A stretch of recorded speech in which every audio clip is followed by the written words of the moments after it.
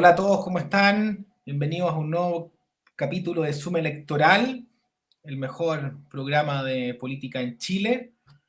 Gracias a todos los que nos siguen constantemente, a los que nos quieren y a los que nos siguen porque nos odian, también un abrazo a ellos.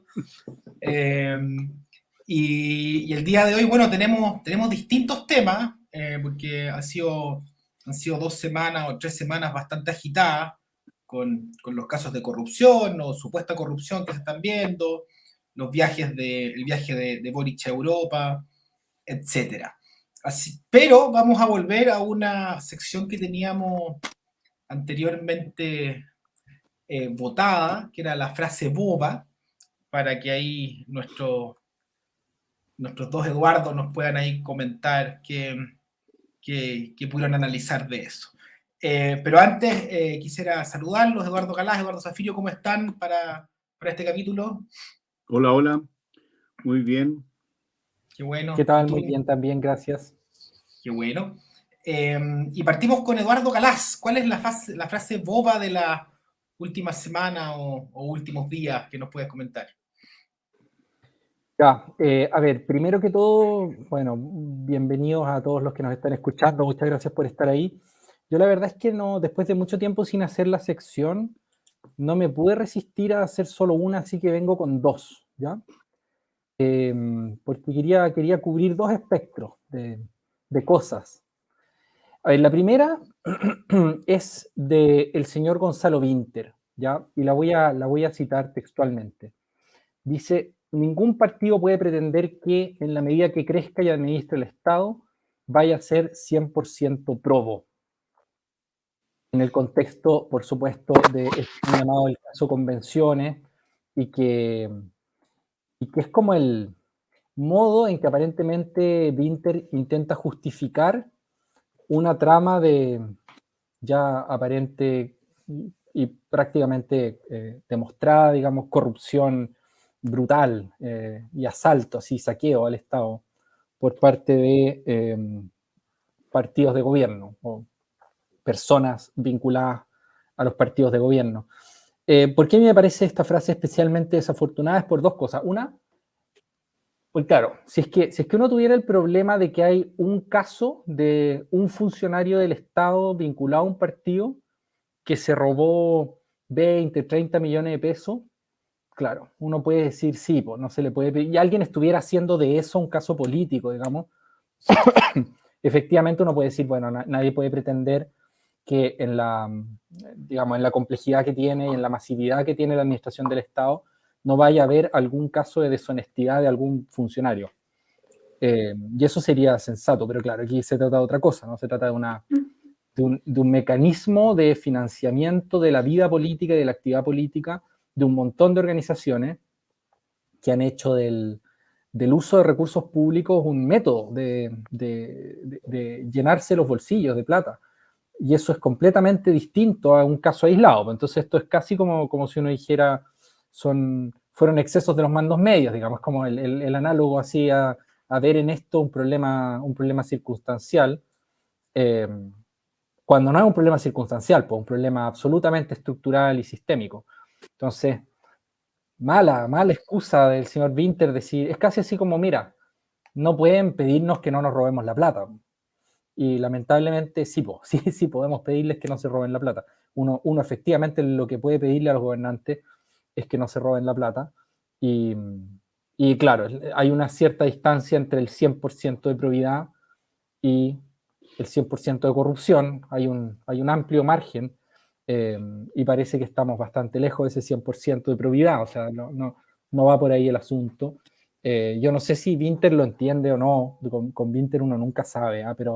Pero bueno, en todo caso, la frase es torpe porque parece justificar la corrupción sistemática en un hecho estadístico, así como si fuera una especie de accidente inevitable de la historia.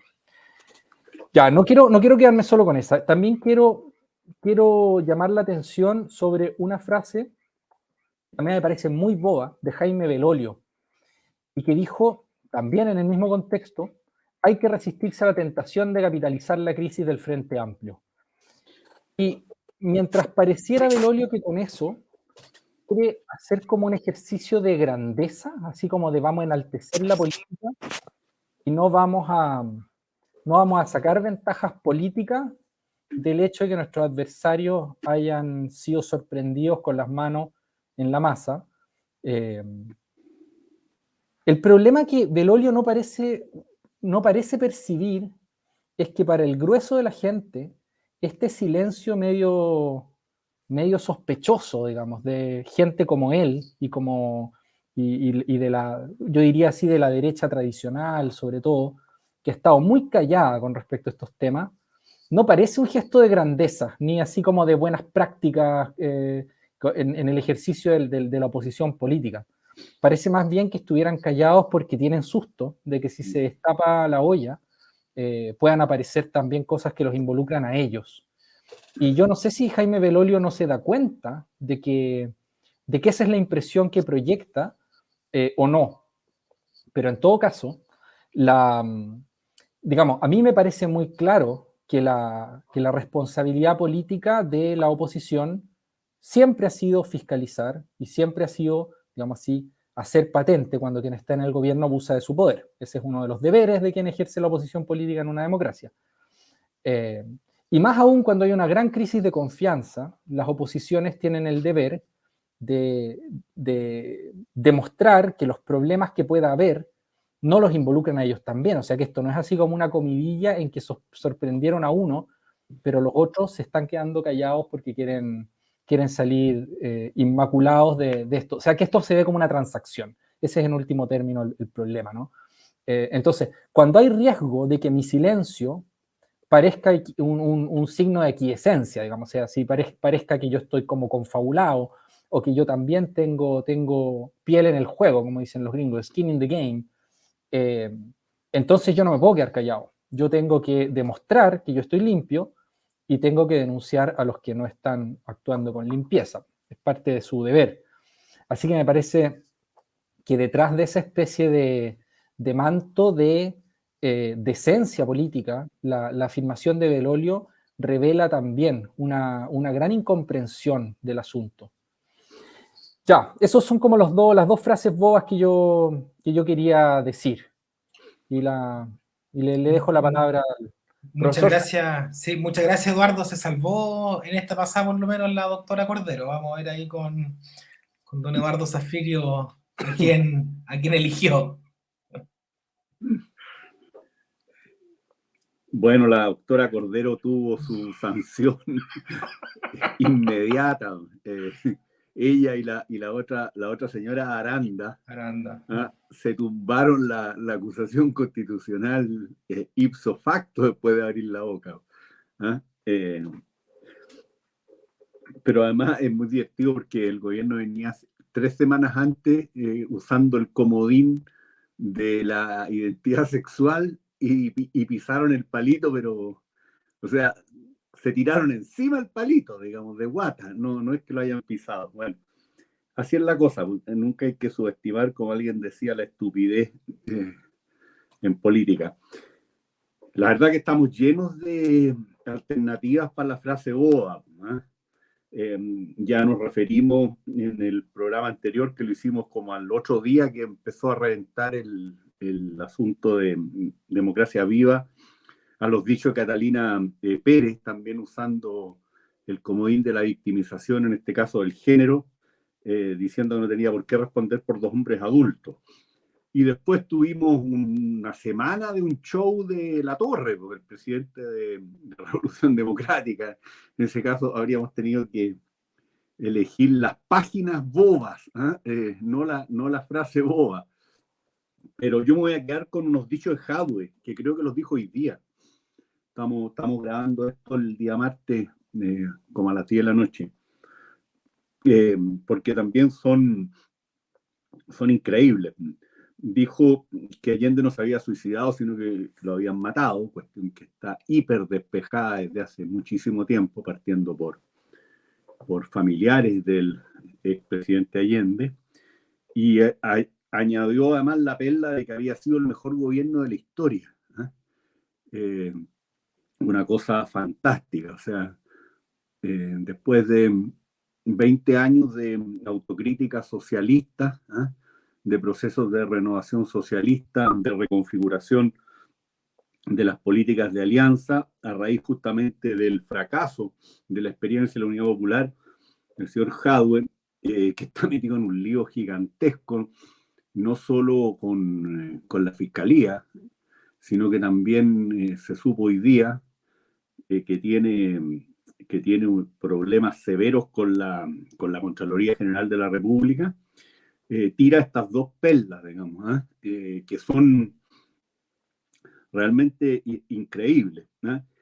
Al mismo tiempo que defiende la Comisión contra la Desinformación, ¿no? Señala que el presidente Allende fue asesinado, y no que se suicidó. Obviamente, cualquiera haya sido las circunstancias de la muerte del expresidente Allende, eso no quita ni pone al hecho repudiable del golpe de Estado, pero Jadwe está definitivamente en otra cosa, reescribiendo la historia.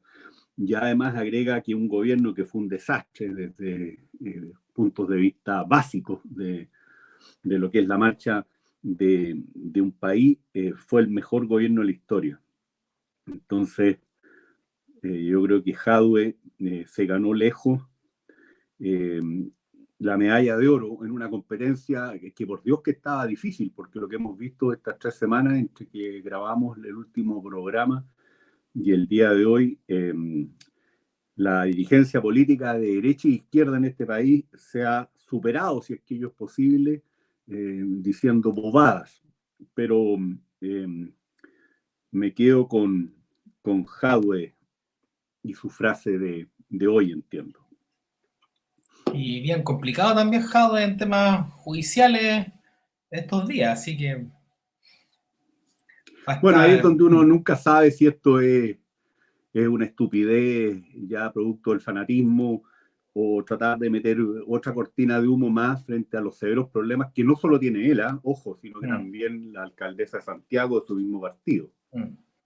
Así es, así es. Oigan, profesores Galás y Zafirio, y ahora me gustaría que analizaran un poco lo que ustedes creen que viene para lo que resta del año, que ya estamos la mitad del año, y cómo ven este segundo semestre con las variables que estamos viendo. O sea, un gobierno que está completamente empecinado en esta agenda de los 50 años del golpe, en una actitud, por lo menos a mi juicio, bastante polarizante, digamos, que se vio no solamente con la renuncia de Fernández, sino que, o sea, de Patricio Fernández, sino que con todos los dichos que se han escuchado y se han leído en el último tiempo, al mismo tiempo que hay un escalamiento complejo también de posibles casos de corrupción ligados al gobierno, no solamente los de las fundaciones, sino que, como decía Eduardo Zafirio recién, los ligados al Partido Comunista, y en paralelo una discusión constitucional que no logra interesar mucho, que no sabemos en el fondo cuál va a ser el resultado de la prueba y el rechazo final de año, y sin duda que tampoco es un tema que está importando demasiado, como haciendo la comparación con lo que fue el año pasado, digamos, que nosotros estuvimos todo el año ahí viendo encuestas, analizándolas, estaban todos preocupados que bajaba el rechazo, subía la prueba, o viceversa, digamos. Ahora pareciera que a la gente le importa bastante poco, y la discusión constitucional en sí también misma no está generando mucho interés. Así que, don Eduardo Galás, ¿qué puede opinar de todo esto y para dónde cree que va la micro en este segundo semestre? Son varios temas, y es difícil articularlos. Voy a hacer algún esfuerzo. No sé para dónde va la micro. Lo que sí sé, o lo que sí intuyo, es que el gobierno no tiene capacidad de manejar esa micro, y eso es bastante evidente para mí. Está haciendo algunos esfuerzos por conducir la agenda con un marco, digamos, con un uno podría decir un pretexto, no es un pretexto realmente, pero con una circunstancia histórica que le favorecería poder manejar la agenda, que es el hecho de que se cumplan 50 años del golpe de Estado, y que hay muy buenas razones para hacer un gran acto conmemorativo, digamos, o sea, eso no es un invento, digamos, es obvio que es un hito importante en la historia política chilena, pero claro, no puede manejar la agenda mientras no despeje el otro problema que los está quejando, y que es esto del caso de las fundaciones, ¿no es cierto? Y la cantidad de plata que hay involucrada hace imposible que ellos desvíen la atención y sobre todo hace imposible que ellos metan el otro tema sin que parezca que están intentando desviar la atención de un asunto que por supuesto les queda extremadamente incómodo. Y en ese sentido yo no quise meter esto como en la frase boba porque me parecería de algún modo injusto, y sobre todo creo que no es un problema de bobería, es un problema de otro tenor, pero hay una tercera idea política que está circulando y que creo conveniente poner aquí sobre la mesa. Y es una especie como de minuta bastante miserable, a mi entender, que está haciendo circular alguna gente, según la cual el problema de fondo de todo este escándalo de aparente corrupción sería algo así como que el Estado ha delegado demasiadas funciones propias en la vida, en la sociedad civil, digamos.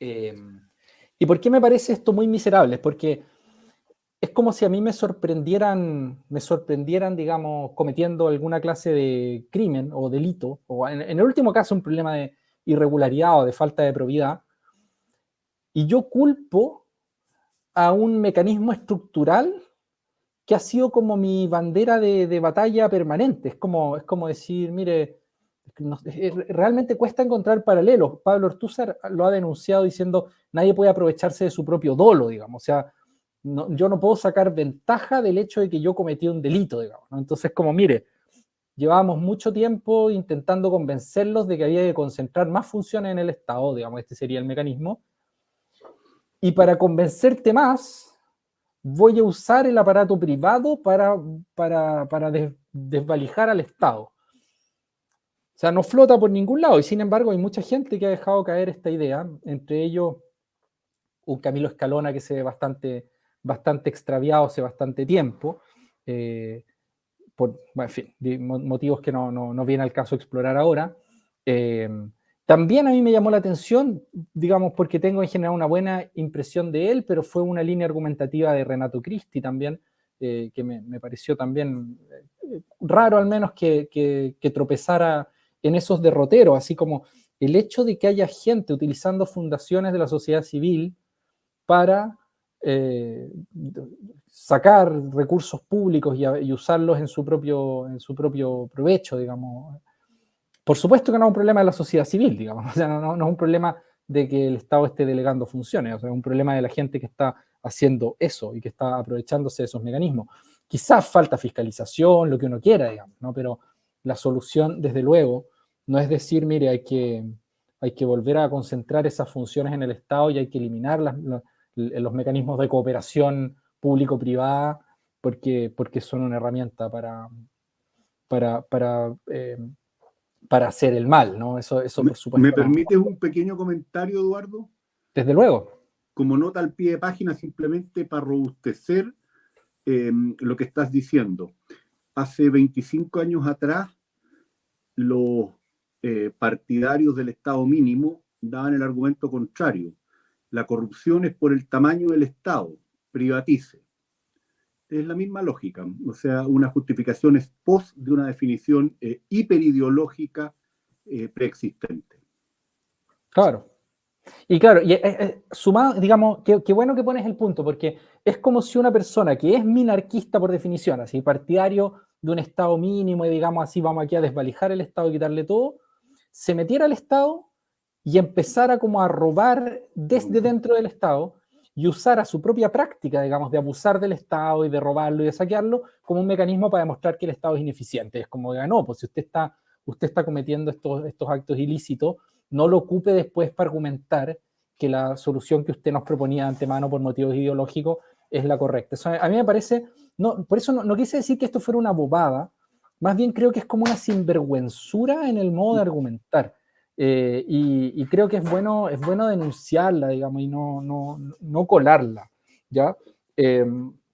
Bueno, ahora bien, como iba diciendo, creo que este es como el modo como de salir jugando y decir, bueno, vamos a dar por zanjada esta cuestión en algunos términos, la cuestión del caso Fundaciones, mientras Mochati ahí sigue pegando hachazos como a la base del árbol, y en que cada nuevo video que saca, no sé, los que sigan al señor Tomás Mochati, tira una bomba tras otra en su singular retórica.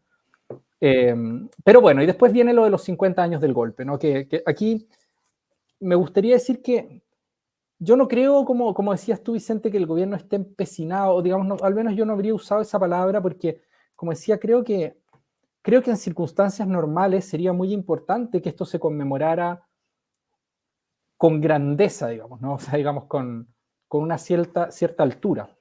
Y aquí quiero distinguir dos cosas. Quiero distinguir el juicio que a mí me merece en abstracto, el aniversario de los 50 años del golpe, y el juicio que me merece en concreto, porque en abstracto creo que los 50 años de un golpe de Estado serían, en principio, una oportunidad para construir civismo, sanar heridas y trabajar en ciertos bienes democráticos que parecen importantes, como trabajar en la construcción o reconstrucción de verdades donde ha habido silencios u omisiones o donde se han dicho muchas mentiras, avanzar en reconciliación incluso, avanzar en general en construir un clima cívico, ¿no?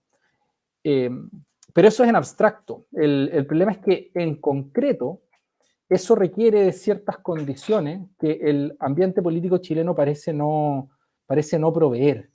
Y en particular estoy pensando en algo que hemos mencionado millones de veces en este programa, en distintos capítulos, y que vuelve una vez más como un fantasma que nos acosa, y que es el tema de la calidad de la política, ¿no? Uno podría decir la calidad de la democracia, calidad de la política, diría yo en términos incluso más generales. Sin una dirigencia política con altos estándares, un evento como la conmemoración de los 50 años del golpe de Estado es probable que no sirva para construir nada provechoso ni nada fecundo ni para la democracia, ni para la convivencia, ni para nada, ¿no? Porque para empezar se necesita diría yo, una dirigencia política que actúe como con grandeza respecto de temas que son grandes y que exigen, por lo tanto, así la virtud de la magnanimidad, diríamos, ¿no es cierto? Y que actúe además con generosidad al menos para describir las circunstancias políticas de los adversarios, al menos para eso, así para, digamos, al momento de entender y de interpretar el modo en que los adversarios han juzgado históricamente los hechos, los han vivido y los han descrito, se requiere una disposición generosa. Y lo que nos encontramos, en cambio, parece ser más bien una competencia de mezquindades, así como quién es el que juega la carta más chica, ¿no? Y quién es el que puede proveer la bajeza más pintoresca. Y esto es algo que no es un problema de algún sector político chileno, es un problema, yo creo, transversal, o bastante transversal, del cual lo que nos comentaba Eduardo Zafirio de Jadwe hace un rato es un ejemplo más, pero es un problema completamente estructural ese. Y aquí uno puede entrar en varias consideraciones, así como de política del espectáculo, estos pequeños caudillismos, persecución de los cargos de poder sin ninguna consideración por el bien común, todas esas cosas que, bueno, ya las hemos discutido tanto que no vale la pena ahondar en ellas. Yo, más bien, para quien esté interesado en esta clase de asuntos, remitiría a nuestros espectadores a dos cosas. Uno, la discusión sobre calidad de la democracia que lideró Larry Diamond en la discusión de ciencia política a partir de los años, yo diría 80, 90, no sé exactamente cuándo serán los primeros textos, pero diría que es de fines de los 80, principios de los 90, y por qué no decirlo, un texto que ya mencionamos, pero que viene a cuento una vez más, y que es este que acaba de publicarse sobre Democracy on Trial, ¿no? por la señora Jan Bethke Elstein, y que me parece muy pertinente para reflexionar sobre estos problemas de mala calidad de la democracia, ¿no? La democracia requiere un ethos, esa es como la idea de fondo. la democracia no basta con ciertas instituciones, requiere un ethos. Ese ethos implica, entre otras cosas, una disposición al menos así como al debate honesto, al hablar veraz de Rosambalón y todas esas cosas que hemos conversado ampliamente aquí.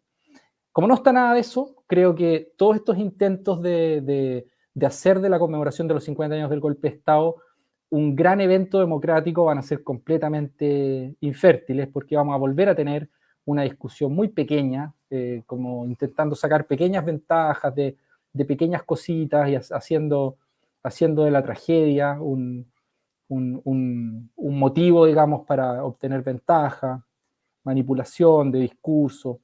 En fin, yo no espero nada de esa conmemoración, y como el gobierno tampoco está en una posición de alta legitimidad que le permita conducir esa discusión, probablemente va a ser una oportunidad perdida simplemente, o eso es lo que yo creo, por mucho que la televisión nos muestre series de televisión o documentales con alto contenido emotivo, y que aprovechen, insisto, una situación extremadamente dramática como fue el quiebre de la democracia para rating o lo que sea. Bueno, yo creo que ese va a ser un tema un poco de desvarío.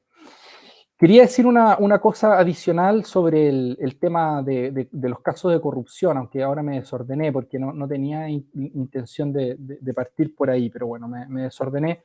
Solamente quiero decir una cosa, y es que está circulando, y no sé si es que ustedes tuvieron la oportunidad de verlo, un par de videos de Íñigo Errejón hablando en Chile, en el que da instrucciones básicamente sobre cómo construir esta clase de dinámica de fundaciones versus Estado, ¿no?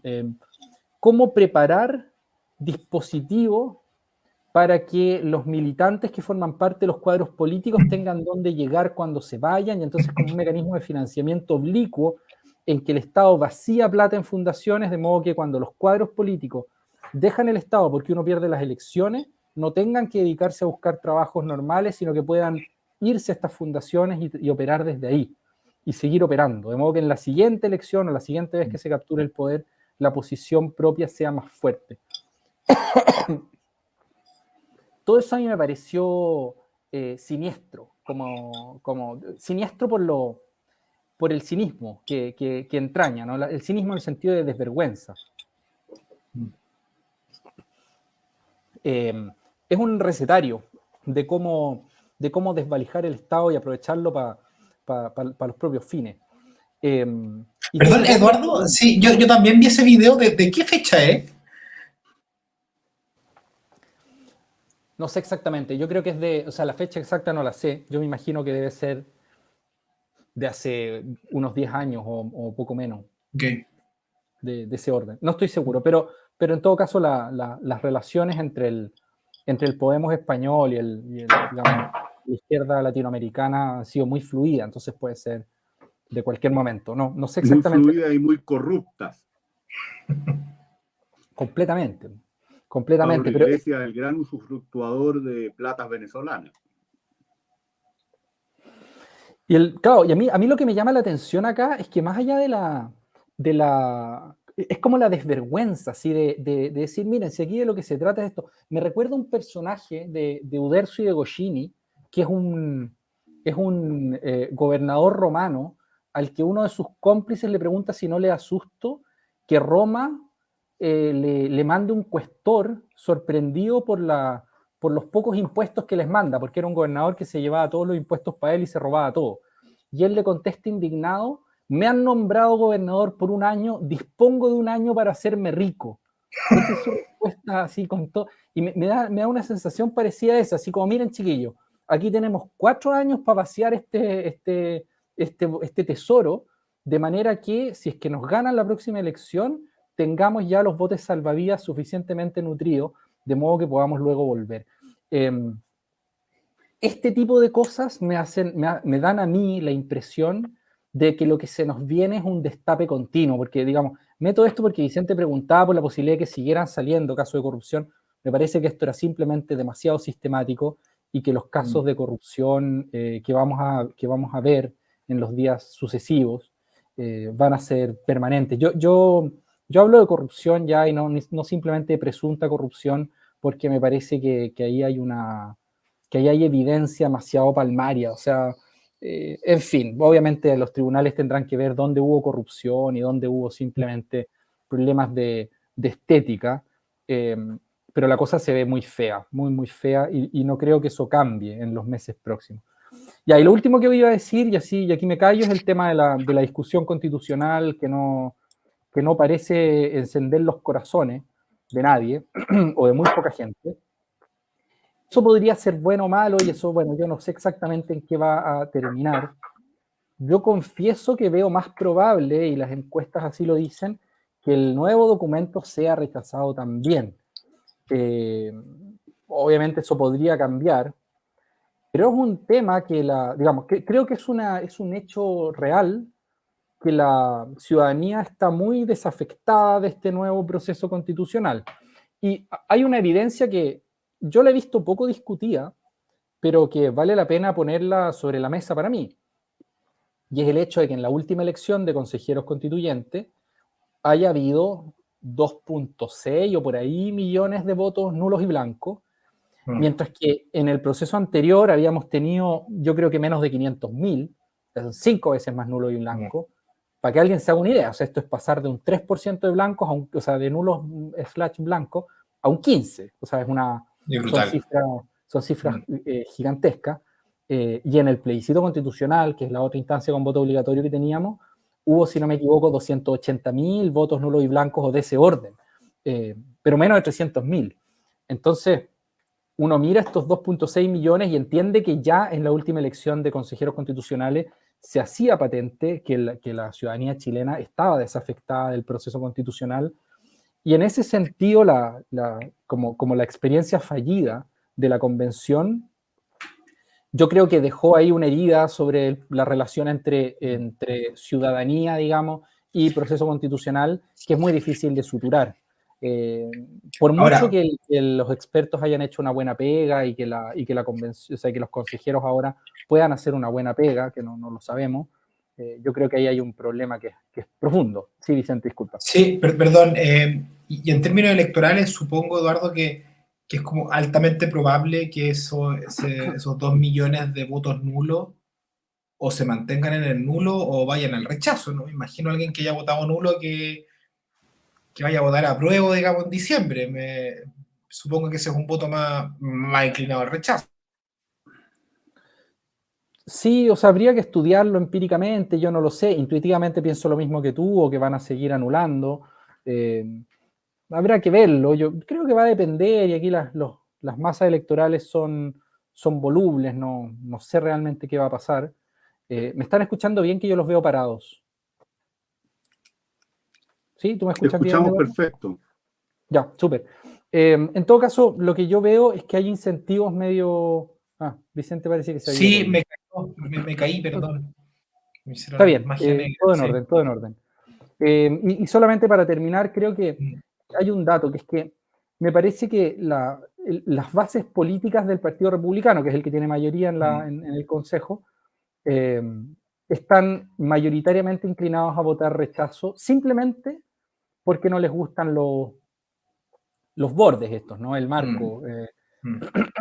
Y ahí hay un problema, porque el Partido Republicano va a estar en una situación muy complicada, porque sabiendo que sus bases están inclinadas a rechazar, ¿qué hacen? Pues tienen la mayoría, ¿qué van a hacer? Van a intentar meter sus cuñas y van a terminar llamando a votar rechazo también. Más encima ocurre que conozco yo gente de izquierda que también está muy inclinada a votar rechazo, porque ven que ya se incrustó así como el principio neoliberal subsidiarista, y además el elitismo de las cuatro paredes en este acuerdo de los marcos. Y entonces, como que yo veo sobre todo a la gente de izquierda y de derecha más polares, los veo a ambos en el rechazo, lo que es muy divertido en cierto modo, pero es un mal augurio para el proceso constituyente y sus posibilidades de sacar una nueva constitución. Yo, bueno, no sé en qué va a repercutir eso, pero hay desafíos gordos para el Consejo Constitucional actual, si es que sus miembros y los partidos que lo conducen tienen interés en zanjar la discusión constitucional de una vez por todas.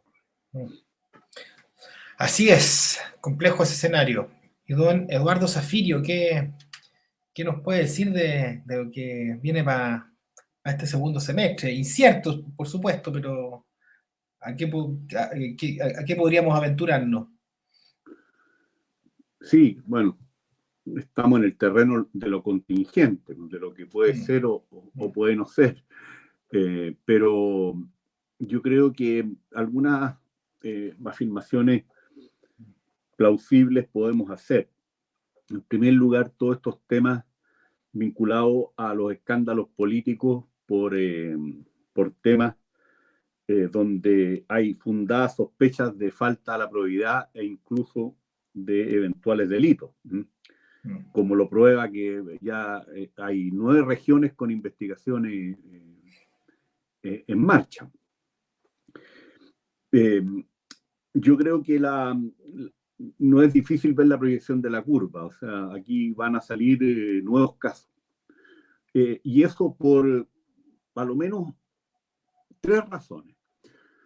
La primera es que esta trenza de RD, que ya sabemos que no se circunscribía solamente al distrito o a la región de Antofagasta, sino que hay otras situaciones donde aparecen activamente vinculados militantes de este partido, no solo de este partido, pero hasta aquí mayoritariamente de este partido, tiene que ver con una manera de concebir la política, que lo hemos discutido tanto aquí desde que partimos en mayo del año 2022.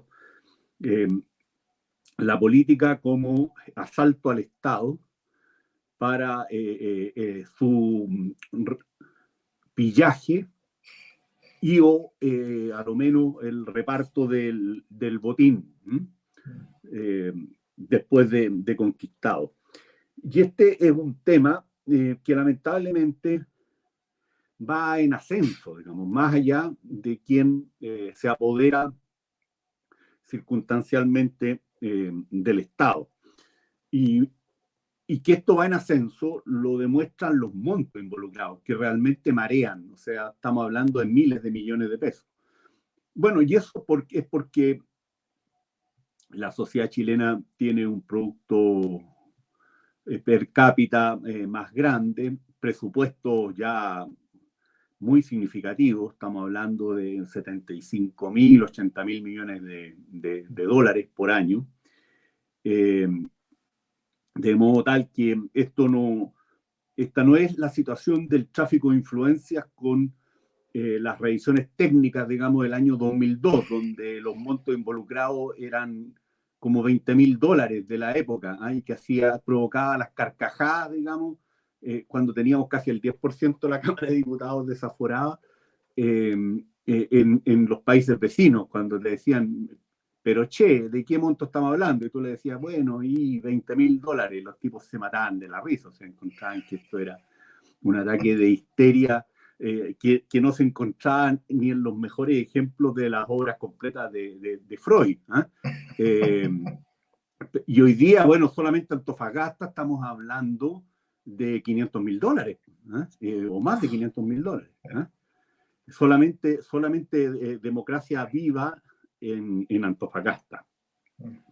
Entonces, todo hace presumir que aquí van a seguir apareciendo situaciones de este tipo, y además las investigaciones judiciales y en sede administrativa pueden tirar nuevas hebras de una situación que sea mucho más sistémica, incluso.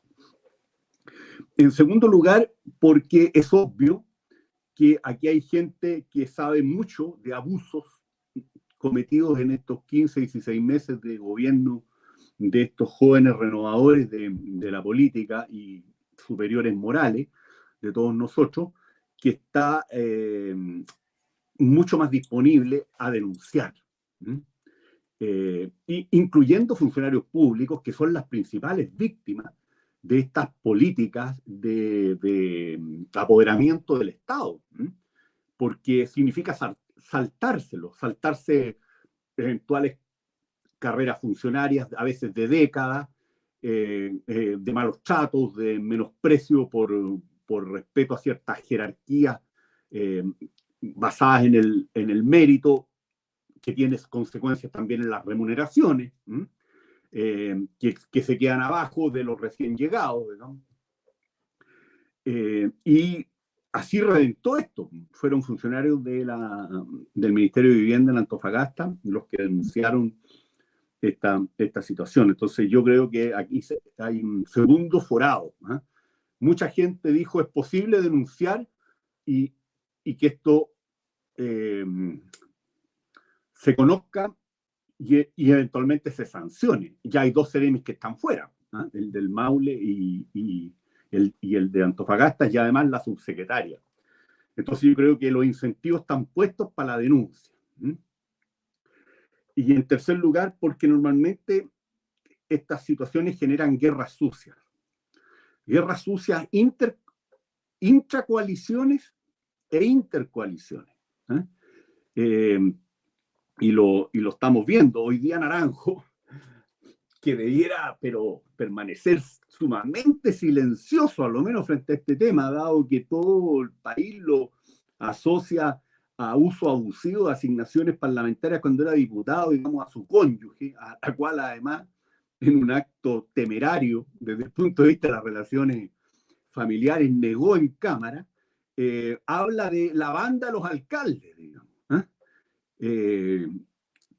Entonces, está claro para dónde apunta eso. Lo que pasa es que la banda de los alcaldes puede ser absolutamente transversal, porque ya desde la Comisión Engel se sabe que ahí tenemos un problema. Y yo quiero agregar los gobiernos regionales, antes incluso de la creación de las gobernaciones. Ojo, porque ahí hay también una cantidad de dinero muy, muy grande. Y de pronto ahí pueden aparecer cosas impresionantes, de trenzas incluso, de que ayúdale a la empresa X en la región A y a cambio de eso yo le ayudo en la región mía a la empresa B.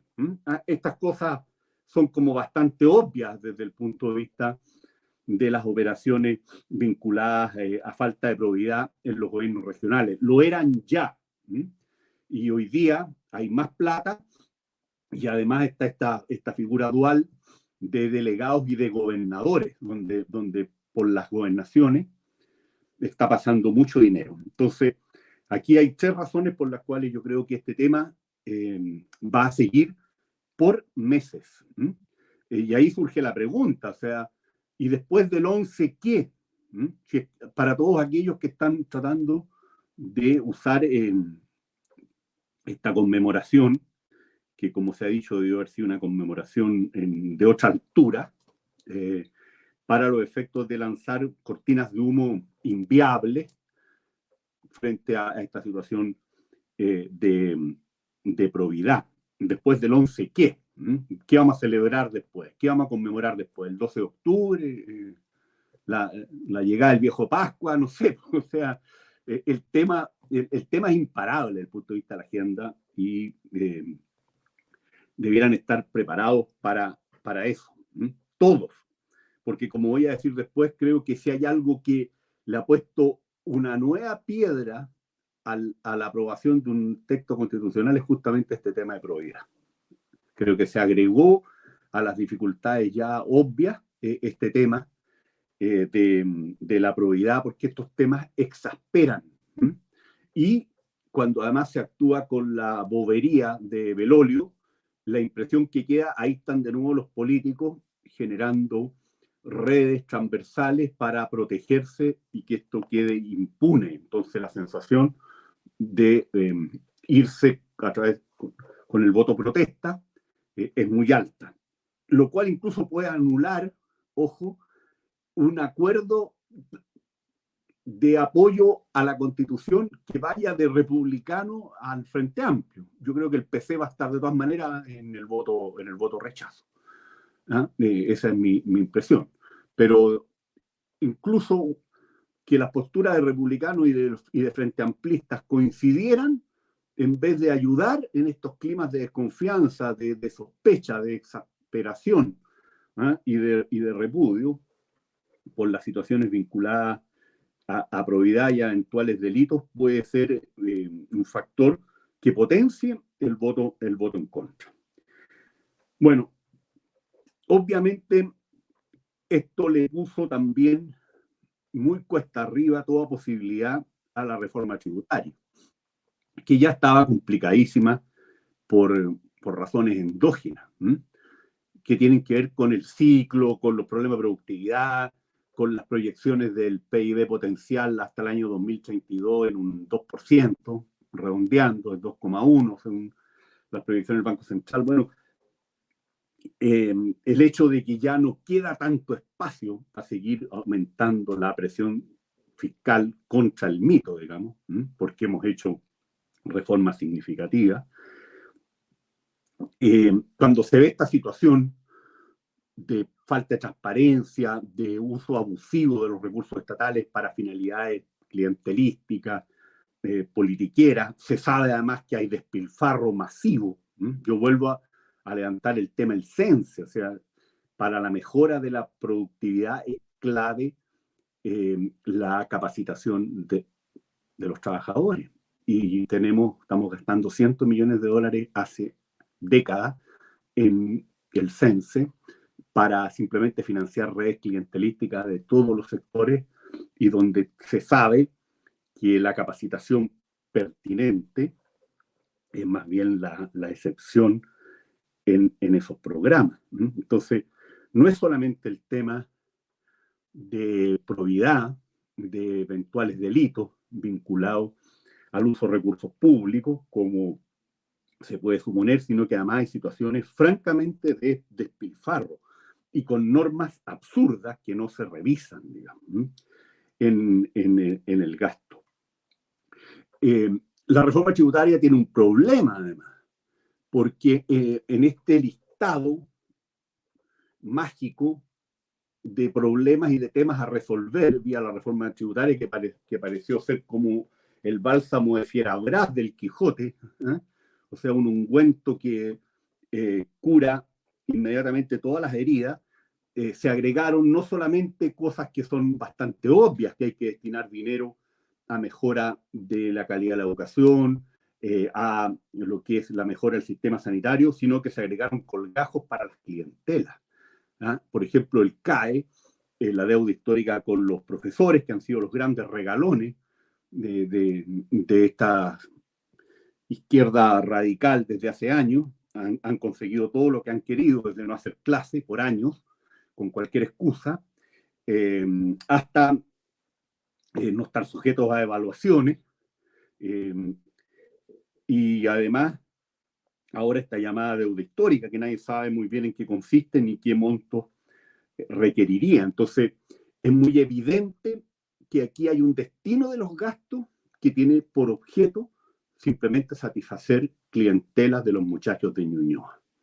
Y eso hace que la oposición política, cuando se ve lo que está pasando con el MIMBU, el Ministerio de Vivienda, y estas fundaciones, hace que simplemente no haya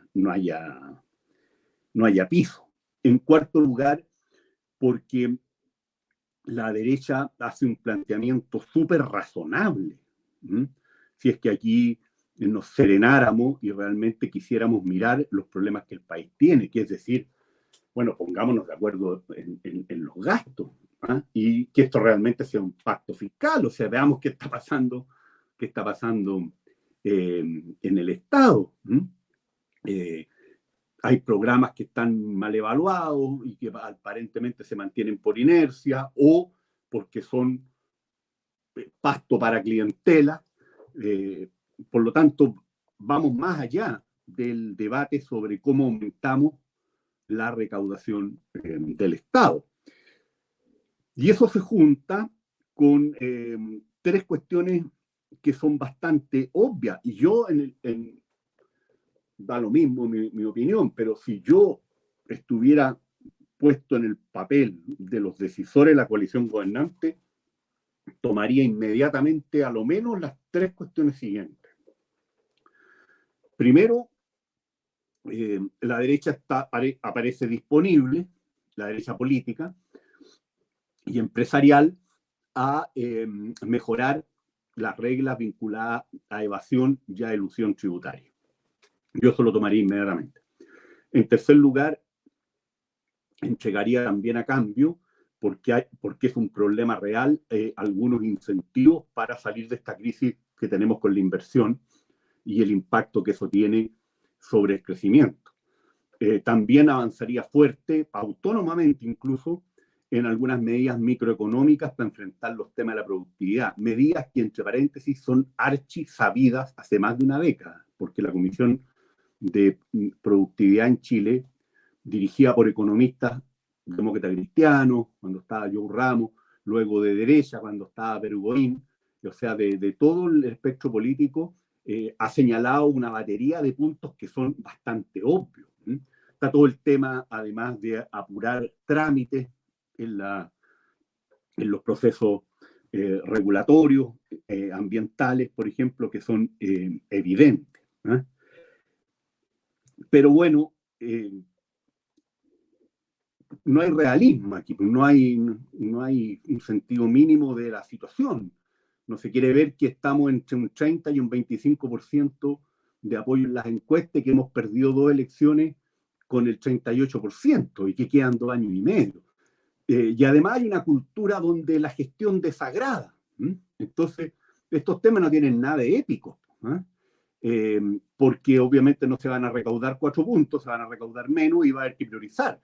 Y priorizar más o menos consensuadamente. Y ahí obviamente no va a estar el CAE como prioridad. Eso es de evidencia absoluta para cualquiera que no esté preocupado de cómo trata de cumplir a lo menos parcialmente con propuestas demagógicas que nunca debieron haberse hecho. Si es que realmente se pensaba que se podía llegar al gobierno, como era todo este tema. Entonces yo esa reforma la veo muy complicada. La previsional también, porque el tema de pasar fondos a una administradora estatal en este cuadro es simplemente de terror. Además, unos tipos que intervinieron como locos en el referéndum del 4 del 9. Y todos sabemos lo que habría pasado si se hubieran tenido esos 12.000 millones de dólares disponibles que obligaron al gobierno de Piñera a lanzar los últimos 4 meses de gobierno, sin focalización alguna, digamos. Fue una universalización regresiva, digamos. Yo tengo amigos que forman parte del 2% más rico de este país y que los contadores le avisaron que tenían $1 millón de pesos, digamos, por algunas empresas familiares de la cual eran miembros, y que por supuesto, como si gente decente, se la ingeniaron para no recibirlos. Pero eso te demuestra que aquí gran parte de esos 12.000 millones de dólares simplemente se votaron desde el punto de vista de un gasto social mínimamente responsable y llegaron a los más ricos de los ricos del país. Entonces el tema de la reforma previsional está súper complicada porque está este antecedente, un intervencionismo burdo, y esta es una ametralladora, administrar fondos previsionales, no es una pistola, es una ametralladora. Y además ellos mismos han empujado una comisión de desinformación donde es obvio que quien está detrás es nada menos que una ministra comunista. O sea, imagínense lo que pasaría en este país o en cualquier otro si es que a cargo de la Comisión de Información estuviera un ministerio de facto, digamos, más allá que lo hayan puesto en cultura. Todos sabemos que esto lo maneja la Camila Vallejo. Hubiese un ministro ahí fascista, admirador de Mussolini, o de Franco, ni siquiera digo de Hitler. O sea, el grito en el cielo estaría puesto, pero hace mucho rato. Bueno, esta señora hoy día, Vallejo, es militante de un partido comunista ortodoxo, que es expresión de los totalitarismos más siniestros del siglo XX, digamos, y donde la información ha importado un comino. O sea, se ha tratado siempre de reescribir la historia. Entonces yo veo muy complicado partes muy centrales de la reforma previsional por razones políticas, no solo de viabilidad económica. En el tema de la Constitución, yo he tenido siempre la impresión de que las probabilidades de un rechazo como expresión de un voto de protesta y de repudio bastante poco trabajado incluso, son crecientes mientras más aumenta la falta de capacidad de respuesta del sistema político a lo que es una agenda obvia. Y también se me hubieran preguntado, yo habría dicho desde noviembre del año 2019, pongámosle una agenda paralela de cambio legal y administrativo y de políticas públicas que vaya a los temas materiales, que son obvios. Pensiones, salud, educación, habría que agregar seguridad después de todo lo que vimos y de lo que estamos viendo, el tema probidad, que como dije puede ser una tremenda mochila, una nueva mochila a el voto apruebo. También ayuda a esto el circo de la acusación constitucional y la situación de la derecha, que se ve como una situación compleja desde el punto de vista de la seriedad política mínima. O sea, pueden seguir en la casa de brujas contra los dos de Bópoli y decir lo que quieran, pero el nivel de frivolidad, de chapucería con que se actuó frente a la acusación constitucional es realmente, pero de niño, una cosa infantil. Y esto termina con la aparición de la señora Aranda, o la señorita Aranda, y de la doctora Cordero, que ya es como la gota que rebasa el vaso de las tonterías, digamos. Y después trataron de desencadenar incluso una guerra a muerte, digamos, contra los que habían votado en contra. Si la acusación constitucional se perdió porque nunca estuvieron los votos, y menos a medida que nos acercábamos al día de la votación, porque lo único que hicieron los últimos 3 o 4 días fue perder votos, digamos, si habían algunos indecisos, eso los lanzaron inmediatamente hacia la otra posición. Entonces, la situación de una nueva constitución está súper compleja por esta sumatoria de factores. Y además, yo no descartaría que eso termine transformado en un cierto circo también. Nunca a los niveles de la convención, pero sí de confrontaciones polares, y por lo tanto esta convención termine siendo una expresión más de lo que una mayoría de la gente repudia, que es una política que está en cualquier agenda, menos la agenda que les preocupa a ellos crecientemente, con problemas dramáticos de la cotidianidad, y al cual se ha sumado una nueva mancha sobre la probidad de la clase política. Y sobre los 50 años, para no usar del tiempo, simplemente decir lo siguiente. Uno, concordar con Eduardo. Esta conmemoración era una oportunidad, pero requeríamos una clase política de otro tonelaje, de otra estatura, de otros niveles de integridad cívica que los que tenemos. Y además, como lo dijo muy bien Óscar Guillermo Garretón, que para mí yo nunca lo había seguido en sus análisis políticos, pero a raíz del rechazo lo seguí asiduamente en columnas y en algunas otras cosas que me tocó participar para tratar de ayudar al rechazo. Me parece un analista de primer nivel, digamos. Él en enero les puso por escrito desde la izquierda UP además, porque él fue un actor clave como presidente de uno de los MAPU, a los actuales gobernantes que tuvieran cuidado con hacer una conmemoración sectaria y partisana, porque eso se les podía convertir en un nuevo boomerang. Ya estaba el antecedente del 62-38. Y a mí me parece que Óscar Guillermo Garretón fue una especie de oráculo de Delfos, digamos, en esta materia. Porque el asunto va de mal en peor para ellos. Primero porque se han dividido. La postura del Partido Comunista hoy día es una postura extremista. Están aliados con organizaciones que todo el mundo sabe que manejan los exmiristas, sus archienemigos en el gobierno de la Unidad Popular. Hoy día están unidos en el machismo más bárbaro, digamos. No es solo Jadwe, que es como la voz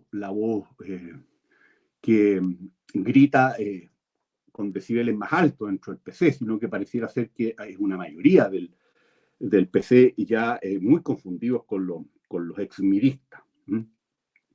Sino que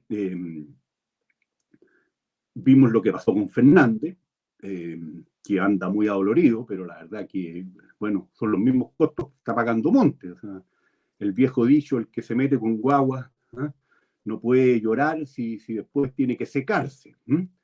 Y lo que le pasó a Fernández era bastante previsible hace rato. Ahí hay un quiebre, entonces. Jadwe ya incluso está directamente culpando a los socialistas hoy día en una postura impresionante de confrontación al interior de las bases de apoyo, se supone, a este gobierno, acusándolos incluso de lealtad con Allende. Se está abriendo un nuevo foco, que son las relaciones con la AC y con los ex-DC. Ahí está el libro de Elwin, y viene la reedición de un libro de Genaro Arriagada, que es súper bueno, yo lo leí hace un montón de años. Yo debo confesar que no leo nada sobre el golpe de Estado, prácticamente desde que terminé mi tesis de magíster, ya hace un montón de años que me leí todo prácticamente, 30 libros, 35 libros, incluyendo algunos que ya no se encuentran, como el de Alain Turén, Vida y Muerte del Chile Popular, digamos, y todos los otros. Y uno de los libros que leí fue el de Genaro, que se llama De la vida chilena, la vida insurreccional. Y ese libro es tremendo desde el punto de vista de lo que muestra, ¿no? de lo que estaba el sector ultra. La mayoría del Partido Socialista, el MIR, uno de los MAPU, justamente el de Óscar Guillermo Garretón, el llamado Polo Revolucionario. Y tiene un prólogo lapidario, nada menos que Eduardo Frei Montalva, y ese libro se lanza ahora, ¿no? Entonces ahí se va a abrir otro flanco, porque es obvio que la DC puede llegar al repudio del golpe, puede llegar sin problema, obviamente, al repudio de las violaciones de los derechos humanos, pero lo que los comunistas quieren que digamos es lo que dijo Jadwe, que la CIA mató al compañero Allende, lo asesinó, y que el gobierno de Allende fue el mejor gobierno de la historia, digamos, desde 1810 en adelante. Y eso obviamente para la democracia cristiana, por muy alicaída y licuada que esté en términos doctrinales e ideológicos, pareciera ser inaceptable. Y para terminar de complicar esto y robustecer lo certero que fue Óscar Guillermo Garretón cuando le dijo que esto podía ser un boomerang, bueno, toda esta izquierda radical y una parte bien importante de la centroizquierda, incluyendo el Partido Socialista, que ni siquiera estuvo dispuesto a concurrir a la moneda, cuando Piñera, muy acusado, los citó en noviembre, octubre del 2019, la derecha está lanzando de que hay que condenar la violencia, junto con el golpe de Estado y las violaciones a los derechos humanos, el uso de la violencia en democracia.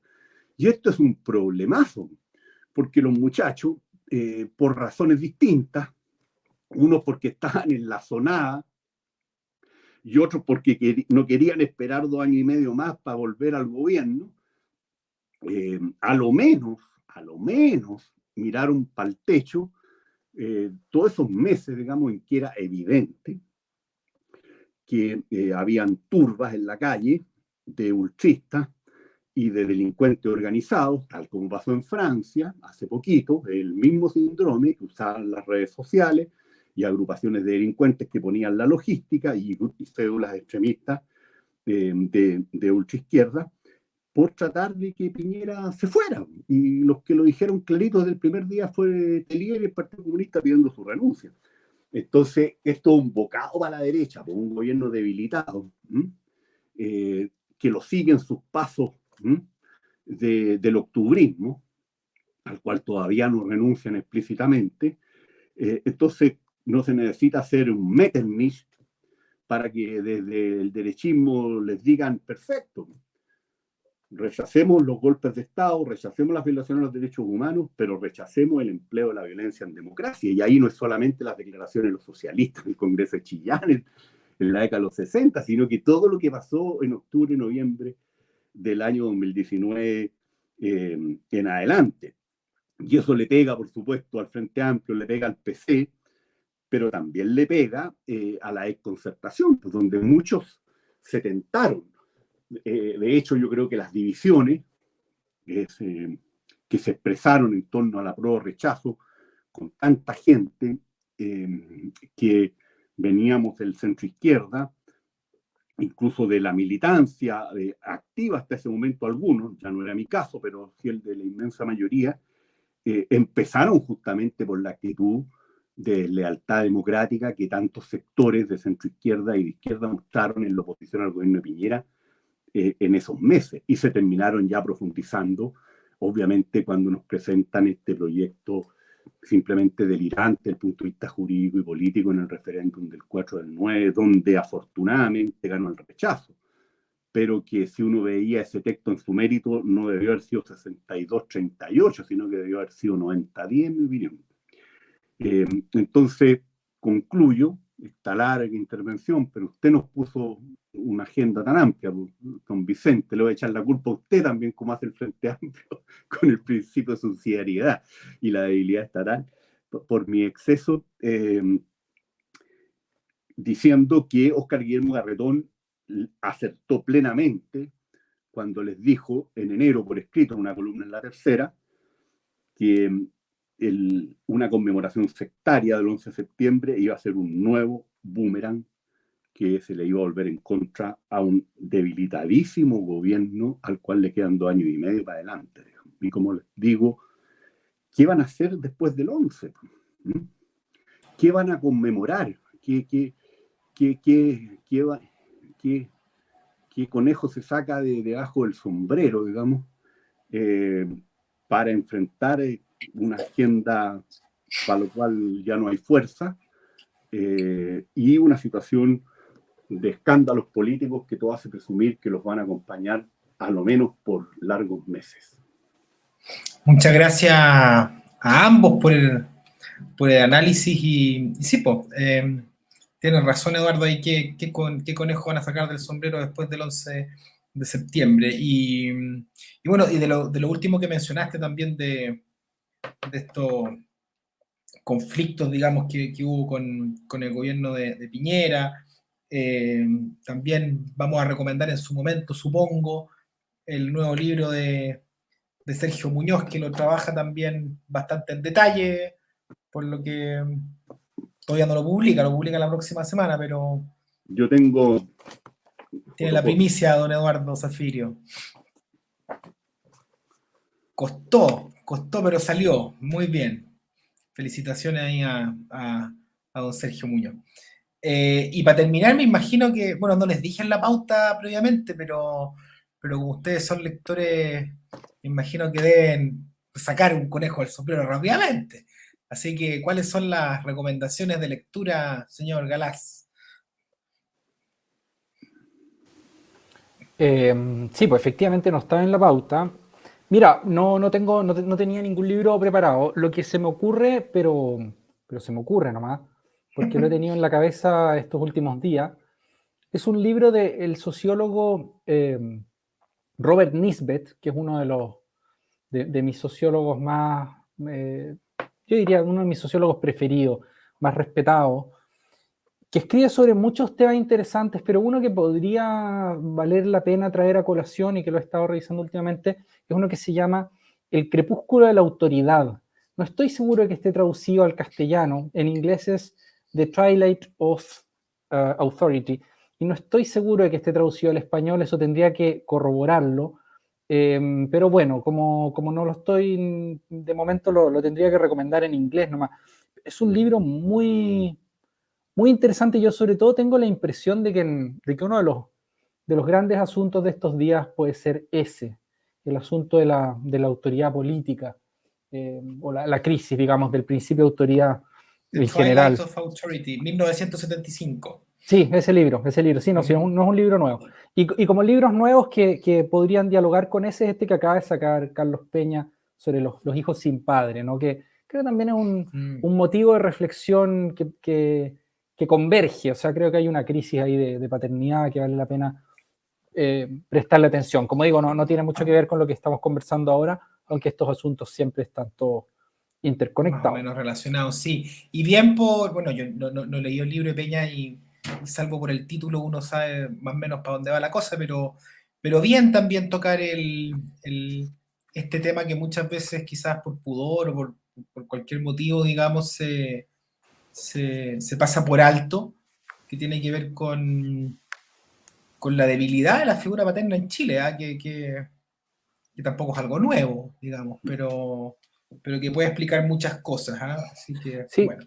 Si me permites agregar algo a eso, Vicente, es como que nosotros tenemos el prejuicio tonto de que preocuparse de ciertos temas es como beatería, como si preocuparse por los problemas que agravan a la familia o los vínculos familiares fuera una cuestión de beatería. Por ejemplo, no sé, alguien que está preocupado por el ausentismo paterno, o por la ruptura, digamos, de la conyugalidad y de los vínculos de conyugalidad.